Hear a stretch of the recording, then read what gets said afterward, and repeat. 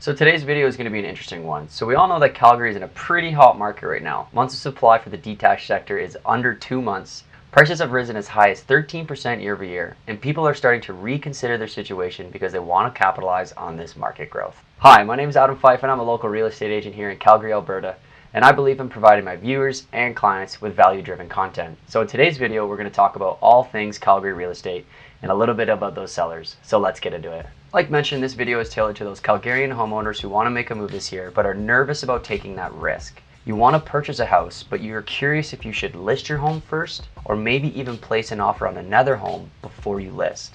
Let me preface by saying that this topic in this video is all dependent on how risk tolerant you are. My first and most important piece of advice for you is to do your research and work with someone who understands how to navigate these crazy times. Find someone who continually invests in their business not only to make their own life more efficient, but their clients' lives as well. There are many services we as realtors get to help guide our clients through the process of selling their home, but there are a lot of realtors out there that don't actively invest both time and money to create systems to help you sell your home faster for more money the modern way. You know, things like feedback spreadsheets, 48-hour automated updates, home staging, carpet cleaning, and pre-listing inspections, just to name a few things that we do for our sellers to capitalize on their sale price. So before I really start diving into this, I want to disclose that these statements are only my opinion based on my years of experience. Yes, I may advise people to try a variation of this, but at the end of the day, my clients are the ones who make the final decision.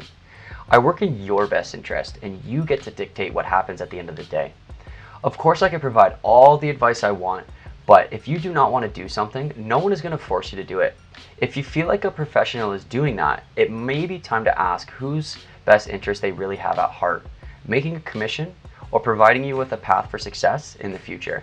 So with the months of supply being so low in every sector minus condos, selling a home in 2022 shouldn't be very difficult. Pricing it correctly, utilizing both professional photo and video, as well as optimizing it properly for online advertisement is still very important. Starting the process as early as possible is also very important. There's a whole list of things you need to accomplish before you can sell your home. What's your next mortgage going to look like? Maybe you should talk to your bank or broker. Is your RPR compliant? Is your home truly show home ready?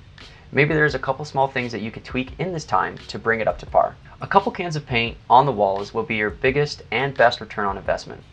Getting everything, and I mean everything, in order prior to listing your home is critical because the amount of activity you should get within the 48 hours will be mind-blowing. Set up a consultation a month, if not two, prior, and plan all the list dates and give yourself some breathing room. Please don't be like a lot of homeowners who wait 2-3 weeks before and scramble to get all the documents in order so they can now move forward. So I also want to say that this advice might not be relevant 1 year, 2 year, heck, even 3 to 6 months from now.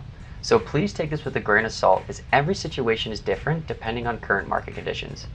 So not in all cases, but in most cases in this Calgary market, I would advise you to buy first or at least place an offer first before listing your home. Being able to comfortably look at homes and place offers without added pressure will give you a better idea of what you want and don't want. If your home was already listed or even just pending, you might be scrambling to find a home you could purchase, and because of that added pressure, you could potentially buy something and regret this purchase months, if not years down the road. With what we are seeing in this market, it very well could take 2, 3, sometimes 4 offers before you finally secure a home which you're happy with.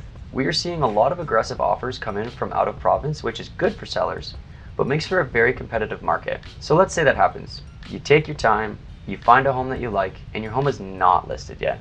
Well, when you place your offer on that home that you like and the seller accepts your offer, there is typically a period called conditions.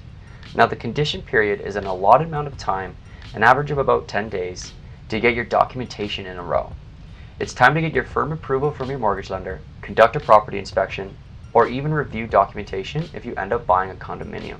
Now during this time, you can do a few things with your non-listed home. First, you can go through the full process of inspection and financing, make sure the home checks out, waive those conditions, then decide to list your home between the condition day and the possession day. Second, you can list your home at the exact same time and try to align all the dates, your condition period of your home, after the condition period of the home you want to purchase. And then try to move everything on one day, 30 to 60 days away. You need to be pretty confident in the buyer of your home. Or third, you can go through half the process, basically just get the property inspection done and list your home after that, before you waive those conditions on the buy side. You can still play with both contracts trying to align the dates for that perfect outcome. Now, if this were me, I would choose the third option, getting the inspection completed and the financing started, then listing my home the next day, trying to align all the dates as best as possible. I'd want to make sure that the inspection didn't bring up anything major that would force me to walk away. If I could get that type of insight before listing my home, I'd be a lot more comfortable moving forward. Now, before I go too deep down the rabbit hole, this is a very big conversation I have with a seller, and it is not something that I can cover in one YouTube video. There are some risks that are associated with buying and selling real estate. If you sell your home first, you might not find that home you truly want because you're pressured to get something within a tight time frame and in a very hot market. To be clear, I have not once had a client pressure buy a home, but it's still a risk that you need to assess. Second, if you buy a home first, you could very well not get as much as you want for the sale of your home, which could put you in a pretty tight financial position. With these current market conditions, it's somewhat unlikely, but it's still a very realistic possibility to consider. As a seller, you do give up control of the transaction as soon as you accept an offer. Either the buyer waives the conditions or they don't, and you have to go back on the market. Now, you can add in a seller's condition into the agreement stating you have final say in the transaction, but it's not very common. But again, it depends on your risk tolerance. Giving you that type of control is comforting, but again, we have to kind of work it out.